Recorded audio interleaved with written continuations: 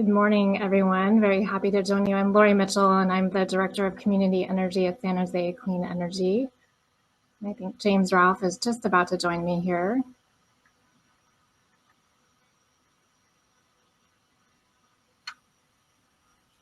So before I get started, I'll provide a little introduction of James. We're very excited to have him here today. So as Beth mentioned, he's the Senior Advisor to Governor Newsom for Federal Energy and Climate Policy, and previously he served as Chief of Policy and Legal Affairs to the President of the California Public Utilities Commission. Prior to that, he was staff counsel at the State Water Resources Control Board, and he was a member of the hearing board for the Bay Area Air Quality Management District. So we're so happy to have him join us today.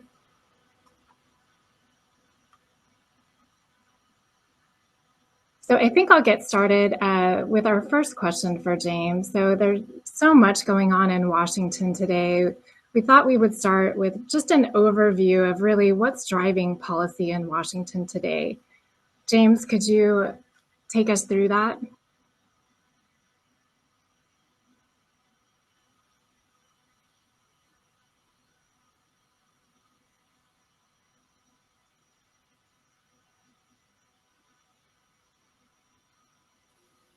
Hey, Lori, Beth here. Okay, so let's have fun with this technical platform. We just lost James somehow. He was in the backstage. So, there he is. There he is. Yay. The joy of... I'm going to come off stage and let you guys do your thing. All right. All right. Well, James, thanks so much for making time for us this morning. I know you're very busy, but really excited to hear from you. And, I thought we would get started by you just providing an overview of what's really driving policy in Washington. Great. Well, good morning, and apologies for those technical difficulties. And thank you to CalCCA for the invitation to speak. It's really an honor to be here and an honor to follow Senator Padilla. A little bit daunting to give a federal update after a U.S. Senator, but I'm happy to do it. I do want to say first that, CCAs are a critical part of the state's energy infrastructure and are going to play an important role in meeting the state's climate goals. So it's really a pleasure to be here. So this month is shaping up to be one of the busiest Decembers in recent memory in Washington. As we close out the year, the following issues are at play here in DC. First, funding the federal government. House appropriators passed 9 out of the 12 appropriation bills earlier this year, but the Senate hasn't taken up appropriations yet. So that means that back in September, they passed what's called a continuing resolution to fund the federal government through December 3rd, which is this Friday. We expect another continuing resolution to be passed soon to extend funding for the federal government until sometime in January, because it's unlikely that the Senate will take up appropriations and complete that task this week. In addition to that, there's the debt ceiling debate, which I'm not going to get into all the details of, but it is really important because it takes up a lot of the political oxygen on the Hill. Treasury Secretary Janet Yellen has told congressional leaders that she has a high degree of confidence that the federal government can pay its bills through December 15th. But what happens after that date is unclear. Budget experts expect that Treasury may have until mid-January or even longer before the debt limit has to be raised. Nonetheless, this is a to-do for the Senate, and they have not identified a legislative vehicle yet to achieve this task, but something that has to be done and is competing for time with other priorities. Some of the other really important things that are pending right now, especially in the Senate, are the National Defense Authorization Act. In the House, you have the January 6th committee. You have the backlog of executive branch nominations. There's of course, the reconciliation bill, which we're going to get into today. Then there's been a lot of focus from implementation of the Bipartisan Infrastructure Agreement, which we're going to talk about today as well. And so while all of us here are focused on clean energy, these other items are competing for oxygen and political capital in Washington and may lead to delays of some of the priorities that CCAs have. Yeah, thank you so much for that. I know there's so much going on in Washington. I thought you could also just provide a little bit of background of so many of the external factors that are also driving policy in Washington. There's so much going on in the world today. Maybe you could talk a little bit about that as well. Yeah. So in addition to the issues that are pending before Congress, there's obviously a lot of external variables that could impact policy. First and foremost is the new COVID variant. Way beyond my area of expertise, but as all of us know, it's still early days. We don't know much about it. In addition to that, there's inflation concerns, which is very relevant to a large spending bill. Obviously critics of the infrastructure bills have said that they will lead to increased or accelerated inflation, while proponents of the bills, disagree and say that's just simply not the case. That being said, as long as the inflation data continues to be what it has been over the last few weeks and months, it's going to kind of fuel that debate. And then another really important area that I wanted to identify for this group, because it really does impact, I think, most of the CCAs and anybody who's in the renewable energy development space, is the supply chain concerns. So supply chain concerns, as we all know, impact every aspect of our economy, but they definitely impact the renewable energy sector, perhaps even more than other sectors that are less reliant on global supply chains. The House Energy and Commerce Committee held a hearing recently on the clean energy supply chain and what can be done to address some of the issues. There is a very real concern that supply chain problems are going to make it difficult for the Biden administration and, by extension, the state of California to meet its climate goals. The Biden administration goals will require building an immense amount of new infrastructure and manufacturing capacity, production of clean energy technologies, including wind turbines, solar panels, batteries, advanced vehicles, charging equipment, and electric appliances. And all that's going to need to be ramped up, and it's all going to require a lot of inputs from abroad. So while these issues may not have an impact, they definitely still could. And we're watching very closely to see what happens and how it's going to impact policy. But it's still too early to know exactly how this is going to play out. Yeah, thank you for that. And I think all of those issues are things that are very central on all of our minds. So great to hear your perspective on that. I was thinking we could turn to some of the Biden administration's commitments, specifically around energy policy and climate policy in the U.S. Could you talk a little bit more about that?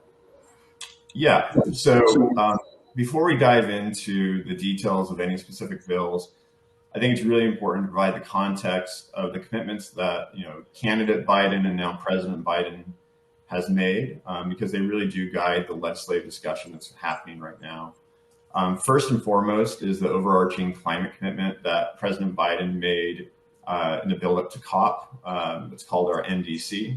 And that commitment calls for reducing the economy-wide emissions by half by 2030 and achieving net zero emissions by 2050, with the goal of limiting global warming to 1.5 degrees Celsius. One way of looking at that is a subpart of that goal is another one of Biden's pledges, which is to achieve 100% carbon-free electricity by 2035. The Biden administration, including Special Envoy Kerry, has said that there's multiple pathways to achieving this, and they haven't put all their eggs in one theoretical basket. They've said that we can do this a lot of different ways.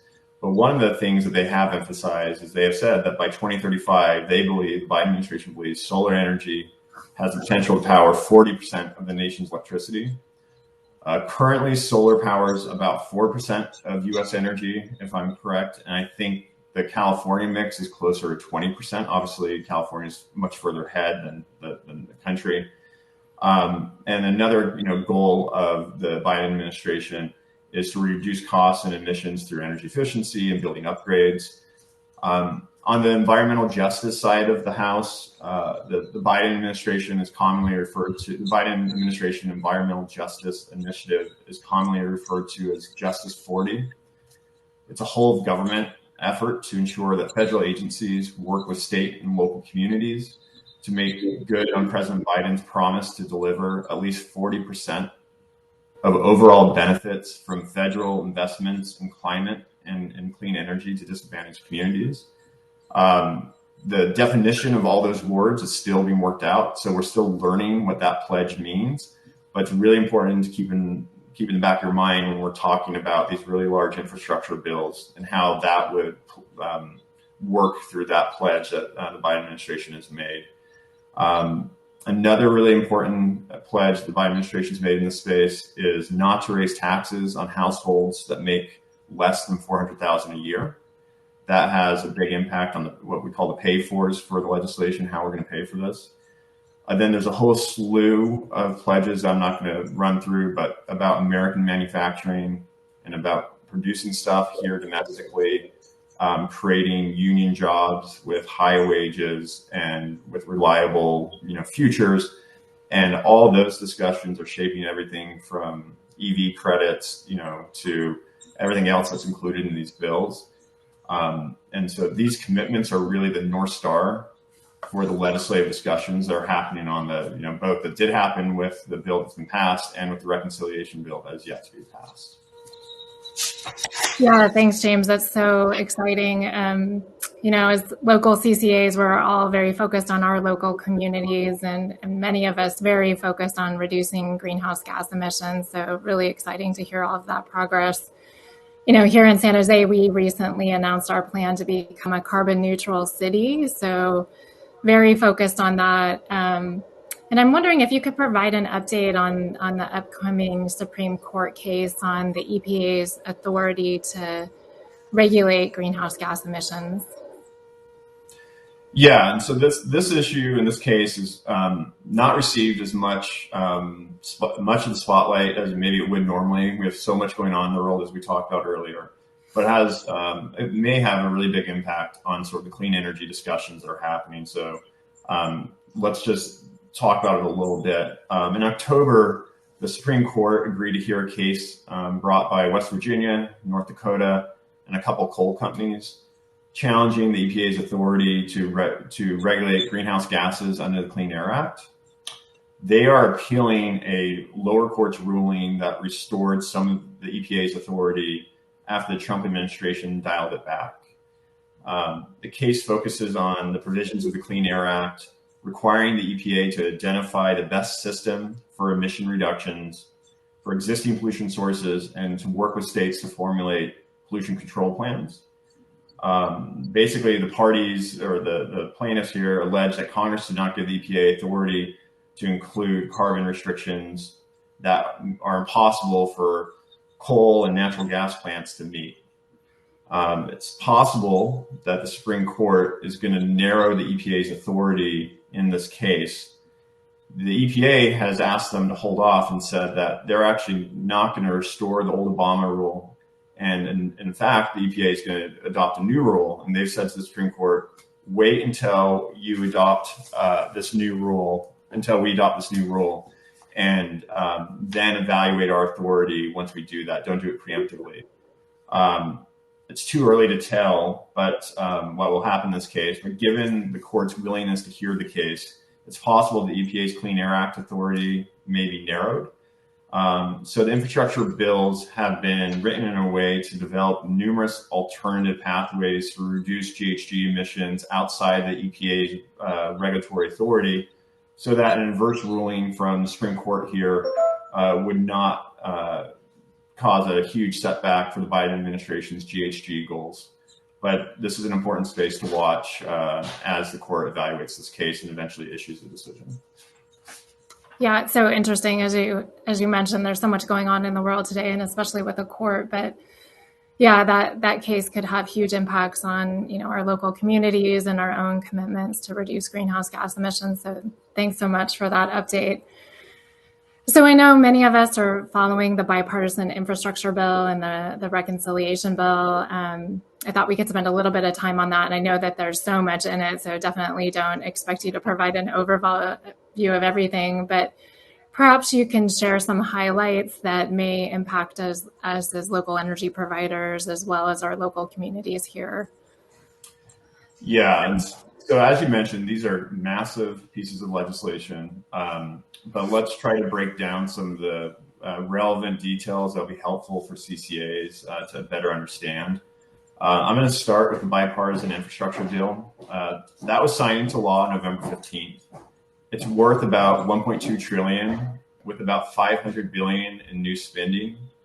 There's approximately 40 new programs contained in the bill.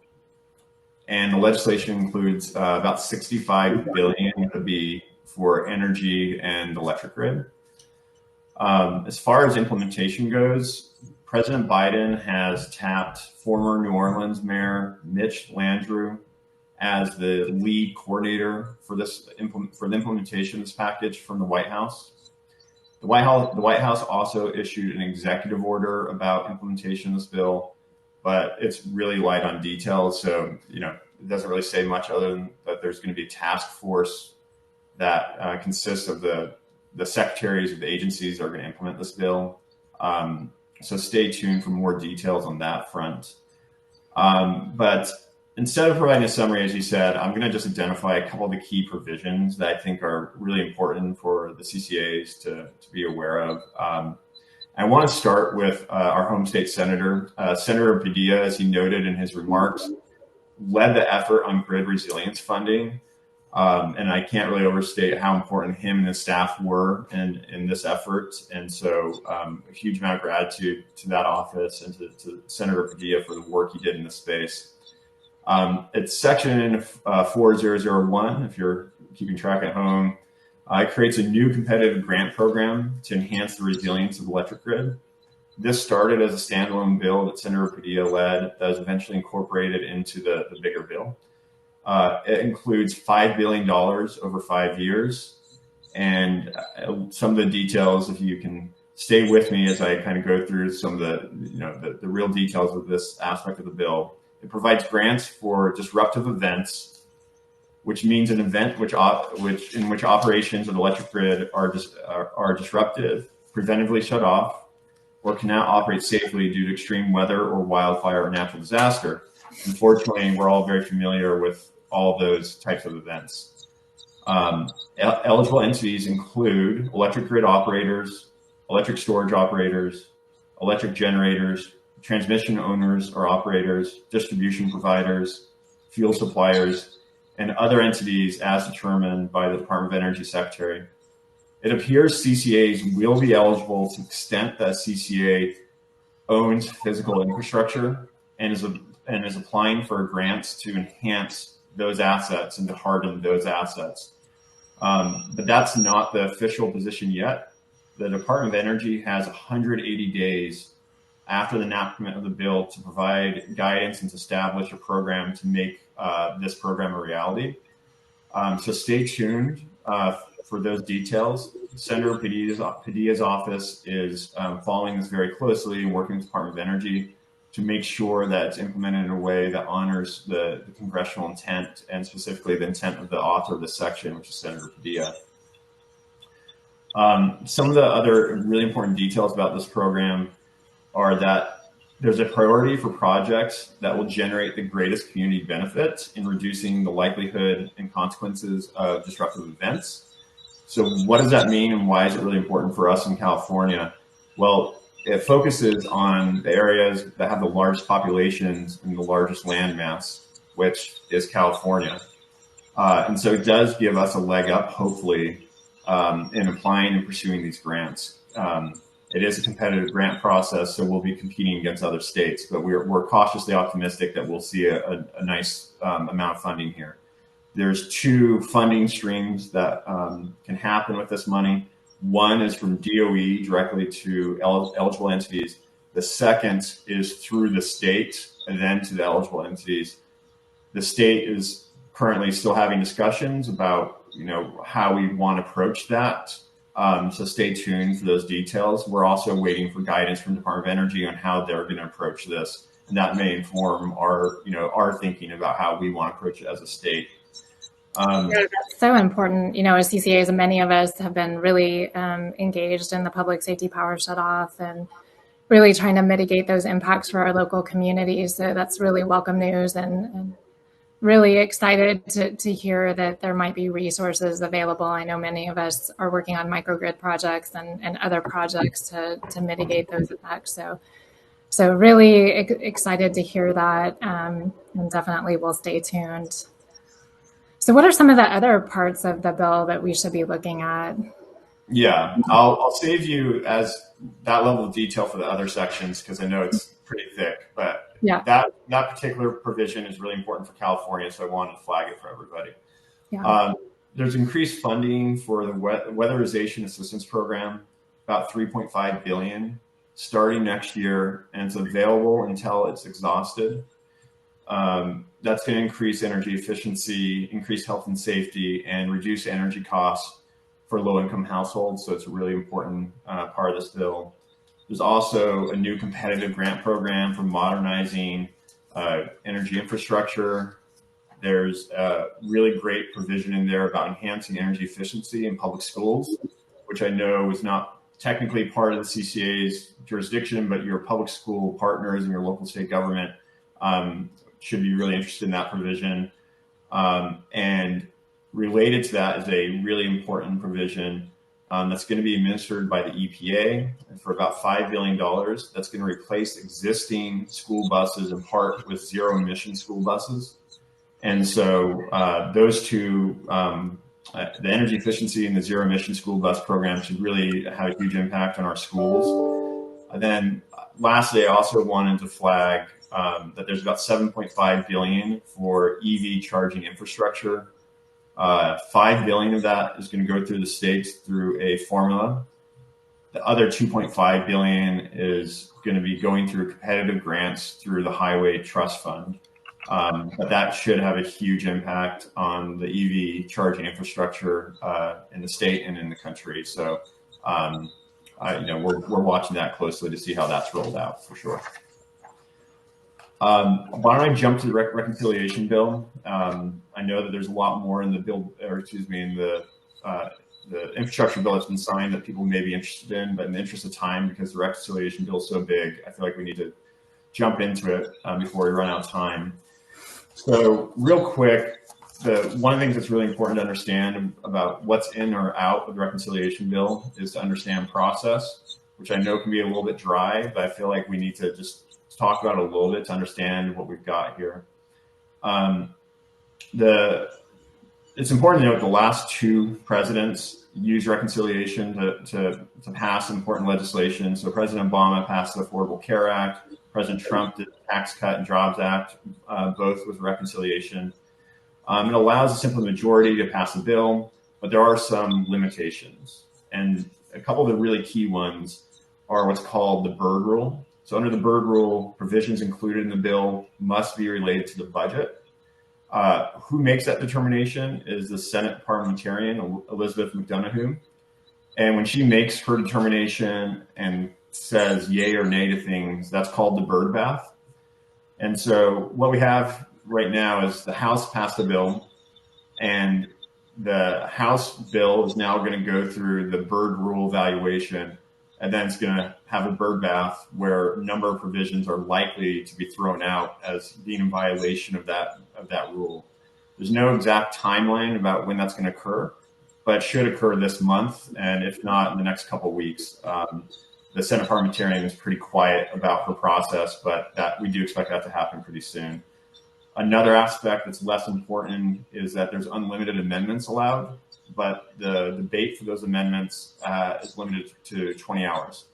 And so another thing that has to happen is they have to do what's called a votorama, where there's going to be unlimited amendments, and you'll see that in the news.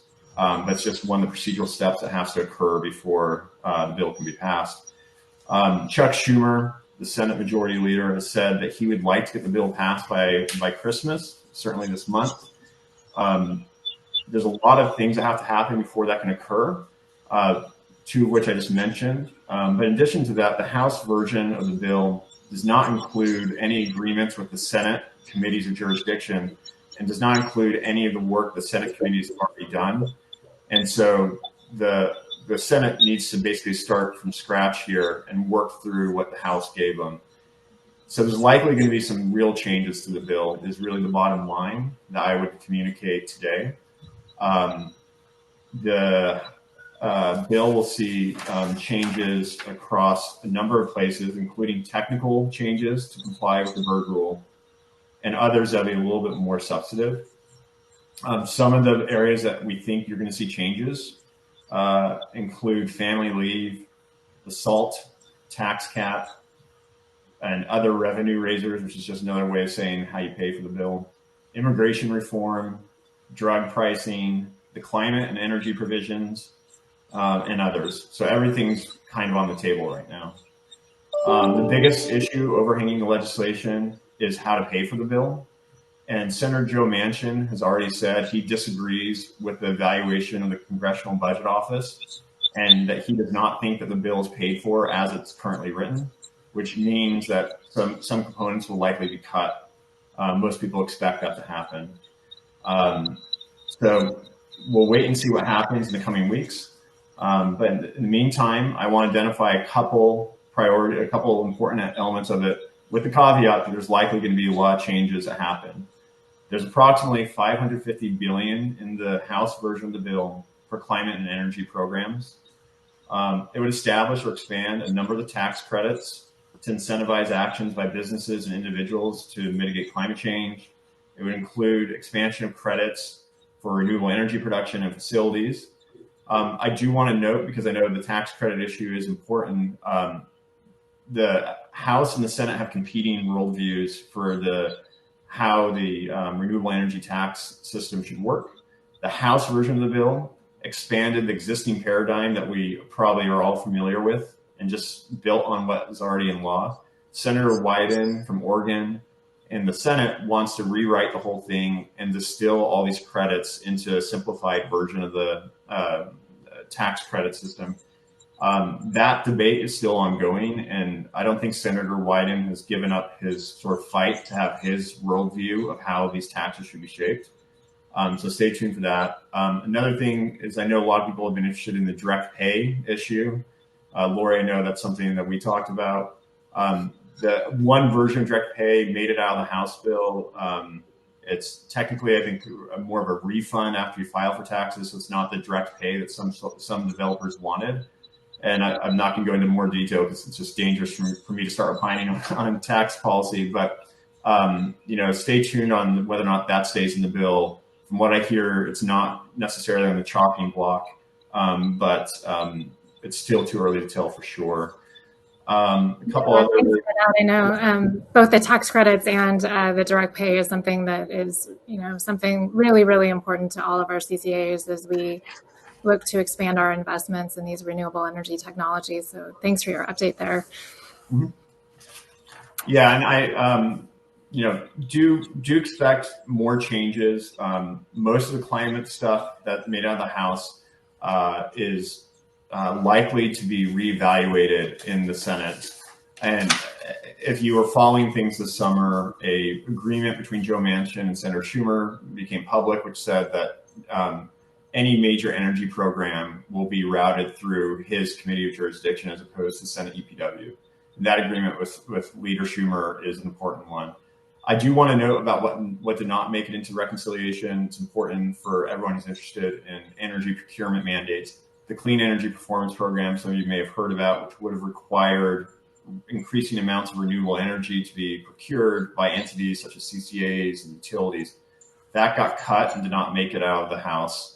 So there is no procurement mandate in the reconciliation bill, but there's a whole slew of tax incentives that are sort of intended to achieve the same results. In the interest of time, I could go into more, but maybe I should. I think that's been really helpful. I know we just have a couple more minutes, and I just wanted to get to one last question. Many of us are focused on COVID ratepayer assistance, and back to where we started. The conversation of all these external factors impacting all of us. And I understand there's some new guidance from the Treasury Department on whether or not those funds are considered income. Could you just talk a little bit about that? I know that's something that's really important to all of our local communities here. Yeah, so as most of us are familiar with, the COVID-19 relief legislation included payments for utility arrearages. We are all waiting to see how Treasury and the IRS would treat this. And the really key detail is whether or not it's going to be treated as taxable income, which would have required a 1099 form to be issued with it. The good news is that Treasury said it's not taxable income, which will allow people to receive the credits without having to, take on any tax burdens. It's my understanding that these distributions need to go out by January 31, 2022. But I don't have any more updates other than the good news from the Treasury that this will not be taxable income. Yeah, that is really good news. So maybe we'll end it there. It's always good to see some good news there. That's something that we were tracking very closely on whether or not we would have to issue 1099s with all of that. So thanks so much for all of the information you provided and the updates. So good to have you join us today and hear all that's going on in Washington. So it was really a pleasure to join, and thank you for the invitation. This was great. Thank you. Thank you. Great. Excellent. I see all the clapping going on. This is working. Thank you both, James and Lori. That's a lot of information to absorb. And James, I think you're going to get a follow-up invitation to come to our legislative committee. I think all you've done is created more questions for us. So it was very exciting. Lots of information. Good luck in Washington this week. It sounds like it's a busy time to be there. All right.